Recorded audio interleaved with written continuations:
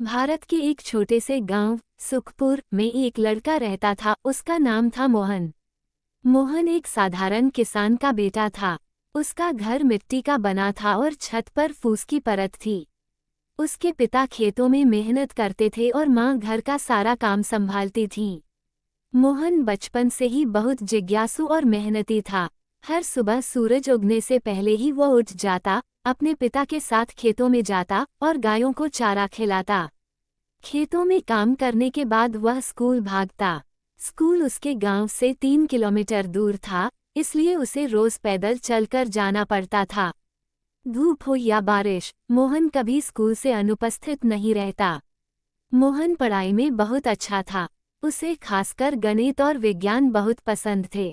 उसके अध्यापक भी उसकी लगन देखकर हैरान थे।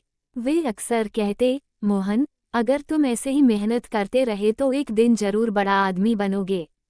ये सुनकर मोहन के चेहरे पर मुस्कान आ जाती, लेकिन वह जानता था कि उसकी राह आसान नहीं है। गांव में बिजली अक्सर चली जाती थी, इसलिए रात में वह लालटेन की रोशनी में पढ़ाई करता। कभी कभी माँ उसे कहती, बेटा अब सो जा, आंखें खराब हो जाएंगी। लेकिन मोहन कहता, अम्मा थोड़ी देर और पढ़ लूं, फिर सो जाऊंगा। उसके सपनों में उसके गांव की तरक्की थी। वह चाहता था कि एक दिन वह ऐसा काम करे जिससे गांव के बच्चों को भी अच्छी शिक्षा मिले। समय बीतता गया। मोहन ने अपनी मेहनत और लगन से 10वीं कक्षा में पूरे जिले में पहला स्थान प्राप्त किया। गांव में खुशी की लहर दौड़ गई। सब लोग उसे बधाई देने आए। प्रधान जी ने घोषणा की कि मोहन को गांव की ओर से आगे की पढ़ाई के लिए मदद दी जाएगी। ये सुनकर उसके माता पिता की आंखों में आंसू आ गए, गर्व और खुशी के आंसू। मोहन ने शहर के कॉलेज में दाखिला लिया। वहां उसने बहुत संघर्ष किया, कभी पैसों की कमी से तो कभी शहर की कठिनाइयों से। लेकिन उसने हार नहीं मानी।